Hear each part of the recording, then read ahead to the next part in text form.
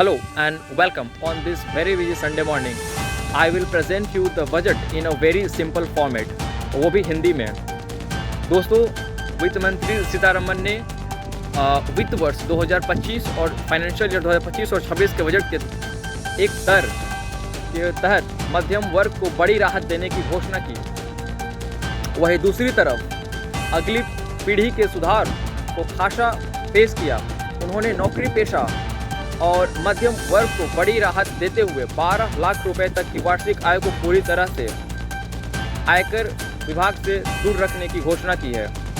इसके अलावा tax slab में भी बदलाव किया है। न्यू इनकम टैक्स रिजीम का ऑप्शन चुनने वालों को टैक्स पेयर्स को वित्त मंत्री निर्मला सीतारमण ने शनिवार को फाइनेंशियल ईयर 2025 और 26 के केंद्रीय अन्वेषक ब्यूरो सीबीआई को 1071 करोड़ रुपए आवंटन किए। सीबीआई के बजट में चालू वित्त वर्ष के मुकाबले 84 करोड़ रुपए की मामूली वृद्धि की गई है। एजेंसी को 2024-25 के बजट अनुमान ने अपने मामलों के प्रबंधन के लिए 951 करोड़ रुपए प्राप्त किए, जिसके बाद संशोधित कर 986 करोड़ रुपए कर दिया गया।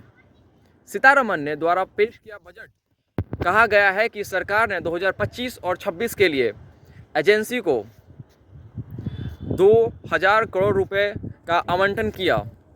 केंद्रीय मंत्री अमित शाह ने शनिवार को कहा कि फाइनेंशियल ईयर 2025 और 26 का केंद्रीय बजट एक विकसित देश के निर्माण के लिए मोदी सरकार ने अपने खासा और मध्यम वर्ग हमेशा प्रधानमंत्री मोदी के दिल में रहता है। शाह ने संसद में वित्त वर्ष 2025 और 26 के बजट पेश होने के बाद कहा कि बजट में किसानों से लेकर मध्यम वर्ग तक और पोषण एवं स्वास्थ्य स्टार्टअप के लिए नवाचार और निवेश तक हर क्षेत्र को शामिल किया गया है।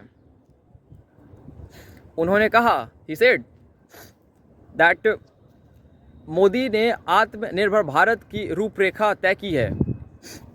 शाह ने ट्विटर पर अपनी पोस्ट में लिखा, 12 लाख रुपए की आय तक शून्य आयकर प्रस्तावित कर मध्यम वर्ग का दायित्व, उनका जो रिप्रेजेंटेशन है, कल्याण सुनिश्चित करने में एक लंबा रास्ता तय करेगी। इस अवसर पर सभी लाभार्थियों को बधाई। उन्होंने प्राइम मिनिस्टर एवं फाइनेंस मिनिस्टर व्यापक और दूरदर्शी बजट के लिए बधाई देते हुए कहा, बजट 2025 हर क्षेत्र में विकसित और सर्वश्रेष्ठ सुपीरियरिटी भारत के निर्माण और दिशा में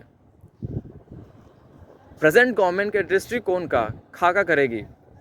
मध्यम वर्ग का राहत देते हुए फाइनेंस मिनिस्टर ने अपने सुधारवादी बजट के हिस्से में रूप में 12 लाख रुपए तक की वार्षिक आय को इनकम टैक्स डिपार्टमेंट से दूर कर दिया और फेरबदल की घोषणा की है। आमतौर पर बजट का फोकस इस बात पर होता है कि सरकार खजाने कैसे भरा जाएगा, लेकिन यह बजट इसके ठीक उल्टा है। यह बजट देश के नागरिकों की जेब कैसे भरेगा, देश के नागरिकों की बजट कैसे बढ़ेगी और देश के नागरिकों विकास में कैसे भागीदार बनेंगे।